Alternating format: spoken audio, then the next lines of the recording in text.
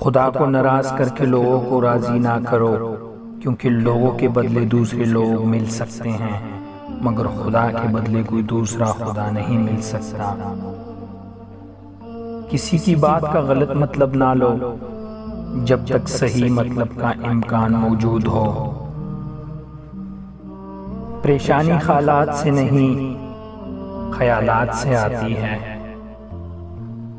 انسان کو ایمان کا مزہ اس وقت تک نہیں ملتا جب تک وہ جھوٹ ترک نہ کر دے، حقیقی طور سے بھی اور مزاح کے طور سے بھی۔ حضرت امام علی رضی اللہ تعالی عنہ سے کہا گیا کہ اگر کسی شخص کو گھر میں چھوڑ کر اس کا دروازہ بند کر دیا جائے تو اس کی روزی کدھر سے آئے گی؟ فرمایا جدھر سے اس کی موت آئے گی۔ اس خدا سے ڈرتے رہو جس کی صفات یہ ہے کہ اگر تم بات کرو تو سنتا ہے، اگر دل میں رکھو تو وہ جانتا ہے۔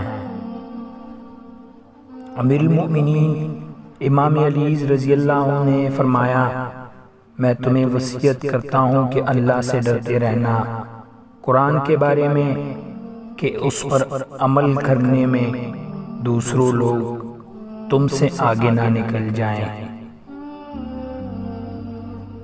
دسترخوان میں سے جو کچھ زمین پہ گرے اسے کھا لو، کہ اس کا کھانا اللہ تعالیٰ کے حکم سے ہر درد سے شفا بخشتا ہے، خاص طور پر اس شخص کو جو اس کے ذریعے سے طالب شفا ہو۔